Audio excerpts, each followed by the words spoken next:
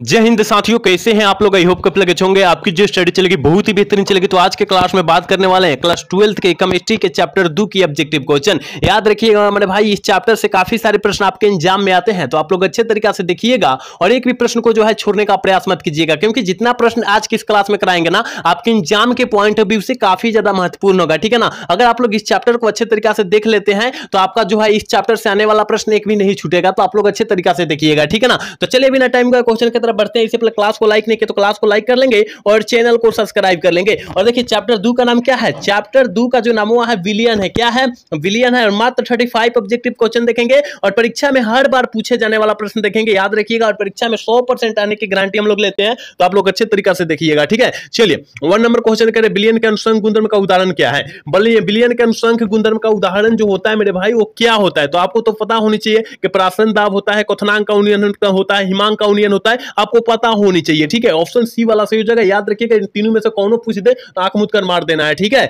चलिए अगला क्वेश्चन यानी 2 नंबर क्वेश्चन क्या करे। ताप का प्रभाव किस पर नहीं पड़ता है। देखिए ताप का प्रभाव जो होता है किस पर नहीं पड़ता है, तो देखिए मोललता पर जो होता है ना, मोललता पर नहीं पड़ता। यह ताप से स्वतंत्र होता है, लेकिन ताप का प्रभाव पड़ता है पूछेगा तो मोललता मारिएगा। देखिए र खाती और ल खाती गलत हो जाएगा, इसलिए आप लोग ध्यान दीजिएगा, ठीक है ना। नहीं पड़ता है यानी मोललता पर नहीं पड़ता, यानी ऑप्शन ए वाला सही होगा। 2 का ऑप्शन जो बच्चा 80 कर रहा है बिल्कुल सही होगा, याद रखिएगा, ठीक है। चलिए अगला क्वेश्चन क्या कह रहा है, यानी 3 नंबर क्वेश्चन क्या कर रहा है कि घोल के 1 केजी में उपस्थित घुल्ले के मोलों की संख्या को क्या कहते हैं। और ये भी प्रश्न आपके एग्जाम में बहुत बार पूछा गया है और इस टाइप से 100% आपके एग्जाम में आएंगे। तो देखिए केजी कहा जा रहा है, मोल प्रति केजी आप जानते हैं ना, मोल प्रति केजी जानते हैं। तो मोल प्रति केजी जो होता है किसका संख्या कहते हैं या किसको कहते हैं, तो मोललता को कहते हैं। किसको कहते हैं? केजी से व्यक्त करेगा तो मोललता करेगा, अगर लीटर से व्यक्त करेगा, क्या लीटर से व्यक्त करेगा तो हम लोग मोललता मारेंगे, दोनों याद रखिएगा, ठीक है ना। तो यहां पर केजी कहा है इसलिए हम मोललता मारेंगे, ठीक है।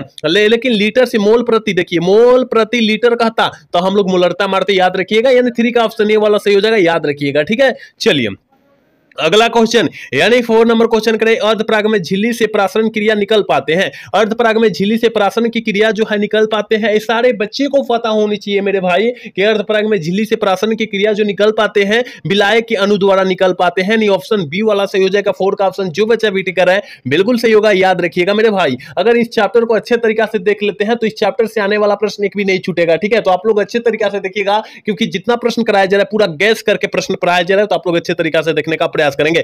पहाड़ों पर जल का क्वथनांक कम हो जाता है क्यों। देखिए पहाड़ों पर जल का क्वथनांक किस लिए कम हो जाता है, क्योंकि वहां वायुमंडलीय दाब जो होता है नहीं मिल पाता, यानी कम होता है। ऑप्शन जो हो जाएगा ये वाला सही हो जाएगा, यानी 5 का ऑप्शन जो बच्चा 80 करा है बिल्कुल सही होगा, ठीक है ना। अभी तक जितने बच्चे क्लास को देख रहे हैं और क्लास को लाइक नहीं किए तो लाइक करने का प्रयास करेंगे, ठीक है। चलिए 6 नंबर क्वेश्चन करें। निम्न में से विलियन के लिए कौन अनुसंख्य गुण है। ये सारे बच्चे को पता होनी चाहिए कि विलियन का अनुसंख्य गुणधर्म का जो उदाहरण होता है तो कौन होता है, कौन होता है। तो कहिएगा कि सर आप तो कितनी बार बतला चुके हैं कि यह प्रासरण दाब होता है या प्रासरण जो होता है ना, यह अनुसंख्य गुणधर्म का क्या होता है, उदाहरण होता है। और क्वथनांक का उन्नयन कहे, हिमांक का उन्नयन कहे, ये सब जो होता है ना अनुसंख्य गुणधर्म का उदाहरण होता है। आप लोग अच्छे तरीके से बेहतरीन तरीके से याद रखिएगा, क्योंकि आपके 100% आपके परीक्षा में यह छपने वाला प्रश्न है, ठीक है। चलिए अगला क्वेश्चन कर रहे हैं, यानी 7 नंबर क्वेश्चन करें। निम्नलिखित में से किसके लिए हिमांक का अवनमन अधिकतम होगा। निम्नलिखित में से किसके लिए हिमांक का अवनमन जो होता है सबसे अधिकतम होता है, तो याद रखिएगा पोटेशियम सल्फर ऑक्साइड में होता है, यानी K2SO4 में होता है, याद रखिएगा। ऑप्शन ये वाला सही हो जाएगा। 7 का ऑप्शन जो बच्चा टिक करा बिल्कुल सही होगा, याद रखना है आप लोग। चलिए अगला क्वेश्चन क्या करे। मानव का रक्त का पीएच मान होता है, मानव रक्त का पीएच मान जो होता है वो कितना होता है, तो सारे बच्चे को पता होनी चाहिए कि 7.4 जो होता है मानव रक्त का पीएच मान होता है, यानी 8 का ऑप्शन सी वाला सही हो जाएगा। 8 का ऑप्शन क्या होगा, सी हो जाएगा, याद रखिएगा। 9 नंबर क्वेश्चन क्या कर रहा है, देखिए कह रहा है ना, 2 द्रवों का एक मिश्रण जो स्थिर संघटन का पर उबलता है कहलाता है, क्या कहलाता है, जल्दी से जो है ना 9 का ऑप्शन बतला दीजिए क्या हो जाएगा। तो कहते हैं एजोट्रोप कहते हैं, क्या कहते हैं, एजोट्रोप कहते हैं, यानी 9 का ऑप्शन बी होगा। क्या होगा, 9 का ऑप्शन जो बच्चा बीटी करा है बिल्कुल सही होगा, याद रखिएगा। ऑल ऑफ दिस ना मार दीजिएगा, नहीं तो गलत हो जाएगा, ठीक है ना। याद रखिएगा हम लोग सारे क्वेश्चन बहुत बेहतरीन करा रहे हैं, तो आप लोग अच्छे तरीके से देखिएगा। और यहाँ सारे बच्चे आंसर को टिक आउट करेंगे और सही सही टिक आउट करेंगे कि समुद्र के जल का परिसारक दाब लगभग जो होता है वो कितना होता है। तो आप सारे बच्चे को पता होना चाहिए कि 30 एटीएम होता है, और पूछा जाएगा कि परिसारक दाब का मात्रक क्या होता है, तो एटीएम होता है। क्या होता है, एटीएम होता है। आप लोग दोनों याद रखिएगा, ठीक है ना।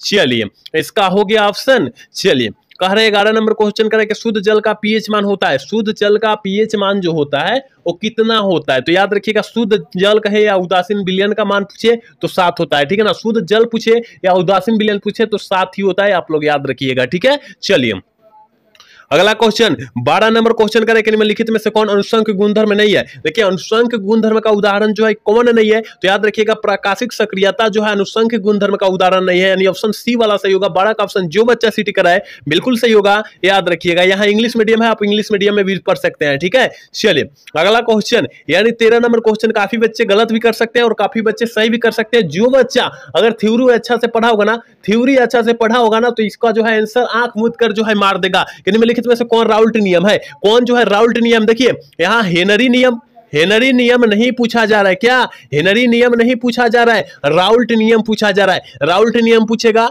तो P बराबर P0x मारेंगे, और क्या हेनरी नियम पूछेगा तो P बराबर KHX मारेंगे। याद रखिएगा, दोनों याद रखिएगा, यानी ऑप्शन 13 का ऑप्शन ये हो जाएगा। क्या होगा?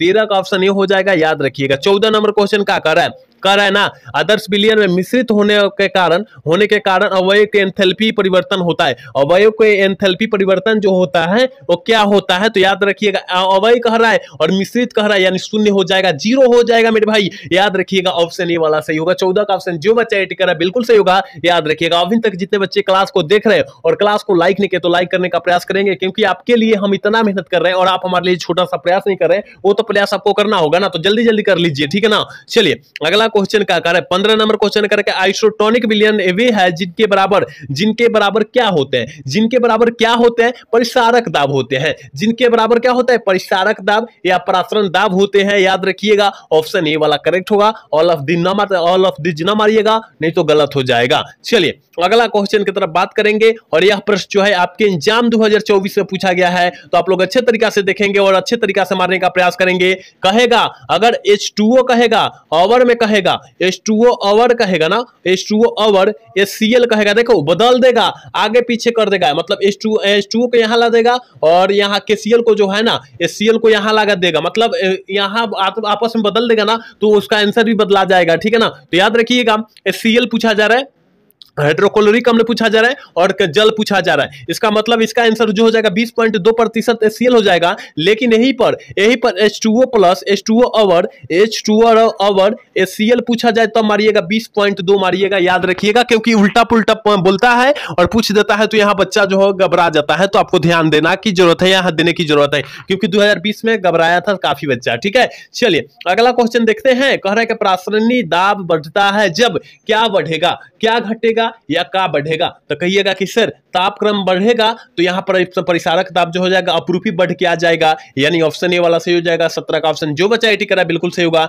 याद रखिएगा। 18 नंबर क्वेश्चन करें, एक बर्फ में नमक मिला देने पर बर्फ का तापमान 0 हो जाता है, क्यों? इसका कारण क्या है? देखिए इसका कारण क्या है, बर्फ मतलब जानते हैं ना, बर्फ जिसे कहते हैं, भोजपुरी में हम लोग बर्फ के नाम से जानते हैं। तो बर्फ में जो होता है 0 डिग्री सेल्सियस कम हो जाए तो इसका कारण जो हो जाएगा क्या है, इसका कारण क्या है? और सारे बच्चे जानते हैं कि इसका कारण जो है हिमांक का अवनमन है। क्या है? हिमांक का अवनमन है, यानी ऑप्शन सी वाला करेक्ट होगा। 18 का ऑप्शन सी होगा, याद रखिएगा। देखिए 19 नंबर क्वेश्चन कर रहे हैं ना, ये न्यूमेरिकल क्वेश्चन है और आपके एग्जाम में प्लस 2023 में ही केवल पूछा गया है, याद रखिएगा। कर रहे कि 234.2 चीनी के घोल में 34 ग्राम चीनी की घोल के मोलर सांद्रता जो हो जाएगी क्या हो जाएगी? 0.5 हो जाएगी। अभी समझाएंगे नहीं, क्योंकि अभी बतलाते चलेंगे। एक जो है केवल हम लोग न्यूमेरिकल का क्लास लेकर आएंगे, उसमें अच्छे तरीका से डाउट क्लियर करेंगे, केवल न्यूमेरिकल ही बनाएंगे, ऑब्जेक्टिव क्वेश्चन नहीं बनाएंगे, तो आप परेशान ना हो, ठीक है, कि कैसे आ गया इतना, ठीक है। चलिए कह रहा है ना KNO3 का 1/2 गुणांक जो होता है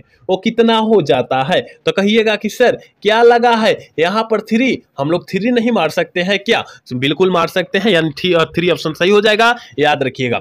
देखिए 21 नंबर क्वेश्चन क्या कह रहा है? 21 नंबर क्वेश्चन कह रहा है ना, यहाँ पर हमने क्या मारा? 3 मारा ना, चलो ठीक है। चलिए 21 नंबर क्वेश्चन कह रहा है ना, विलयन के विलेय तथा विलायक के मूल पर भाज्य के योग को क्या कहते हैं? मूल पर भाज्य के योग को हम लोग क्या कहेंगे? तो शून्य मतलब नहीं कहेंगे, यहाँ पर 1 कहेंगे। क्या कहेंगे?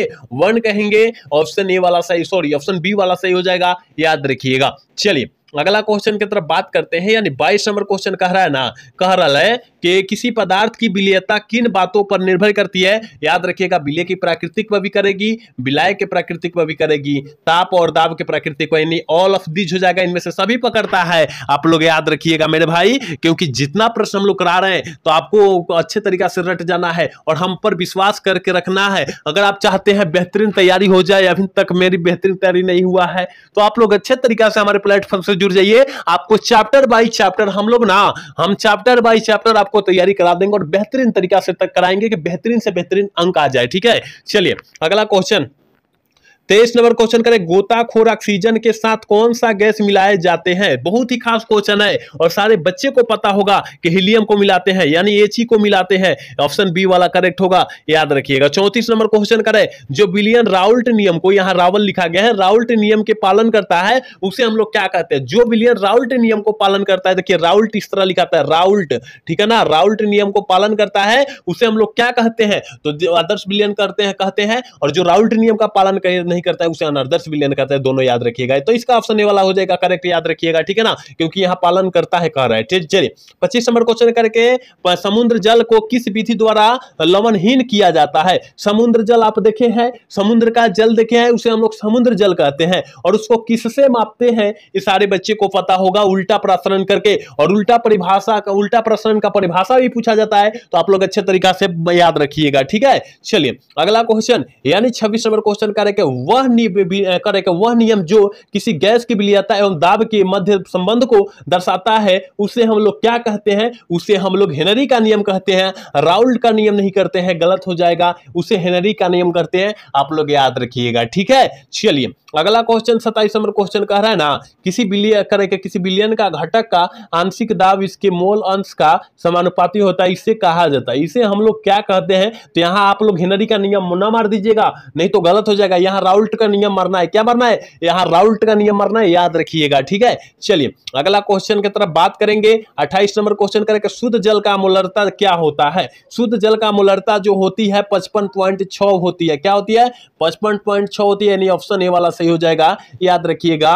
29 नंबर क्वेश्चन करेंगे, मोलरता प्रदर्शित होती है, मोलरता जो होती है किससे प्रदर्शित होती है। देखिए मोलरता और मोलरता में अंतर ना समझिए मेरे भाई, मोलरता, ठीक है, मोलरता, ठीक है, यहां ल के जगह र रह जाए केवल, मतलब मोलरता वह जो होता है, मोलरता के लिए होता है मोल प्रति, देखिए मोल प्रति क्या होता है, लीटर होता है, ठीक है ना। और मोललता के लिए मोल प्रति क्या होता है, मोल प्रति केजी होता है, मोल प्रति केजी होता है। कहीं दिया है क्या, देखिए तो कहीं दिया है क्या, जल्दी से बतला दीजिए। 29 का ऑप्शन क्या हो जाएगा, तो यहां तो कहिएगा कि कहीं नहीं दिया मेरे भाई, तो यहां मोल प्रति किमी दिया है ना, किलोमीटर होता है, जिसे हम लोग क्या कहते हैं, किलोमीटर कहते हैं, याद रखिएगा, ठीक है। ऑप्शन डी वाला सही होगा, याद रखना है। 30 नंबर क्वेश्चन का आदर्श विलयन के लिए क्या इसका सूत्र कौन होता है, जल्दी से बता दीजिए। आदर्श विलयन के लिए क्या होगा, तो याद रखिएगा यहां पर डेल्टा एच मिक्स बराबर 0 हो जाएगा, यानी ऑप्शन ए वाला सही होगा। 30 का ऑप्शन ए टिक करेंगे,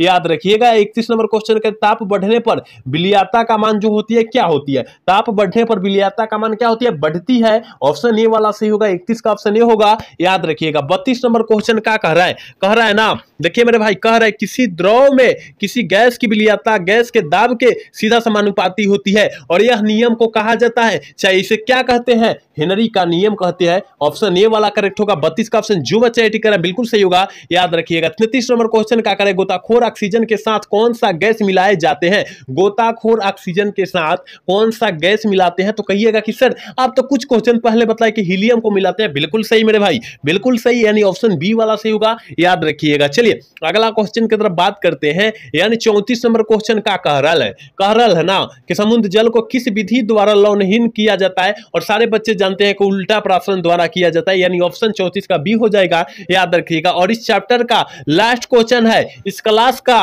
लास्ट क्वेश्चन है, आप लोग अच्छे से याद रखिएगा। करें कि किसी विलयन के प्रसरण दाब को निम्न में से किसके द्वारा बढ़ाया जा सकता है? निम्न में से किसके द्वारा बढ़ाया जा सकता है? तो बिलियन के अणुओं की संख्या को बढ़ाकर बढ़ाया जा सकता है, यानी ऑप्शन बी वाला सही हो जाएगा, 35 का ऑप्शन बी हो जाएगा, याद रखिएगा। तो हमने 35 क्वेश्चन काफी ज्यादा इंपॉर्टेंट क्वेश्चन बतलाया है, आप लोग अच्छे तरीके से इस चैप्टर को याद रख लीजिएगा, क्योंकि चैप्टर से एक भी प्रश्न आएगा ना तो एक भी प्रश्न नहीं छूटेगा, आप लोग अगर अच्छे से याद किए होंगे तब, ठीक है। तो अच्छे से याद रख लीजिएगा, क्योंकि पूरा गैस करके हम आपके बीच जो सारे क्वेश्चन को प्रोवाइड किए हैं, बतलाए हुए हैं, ठीक है। तो आप लोग अच्छे से याद रखने का प्रयास कीजिएगा, ठीक है। तो आज का क्लास जो है कैसा लगा? अगर अच्छा लगा होगा तो चैनल को सब्सक्राइब और वीडियो को लाइक करना भूलिएगा। मिलता है अगला सेशन में। जय हिंद, जय भारत, टाटा, बाय बाय।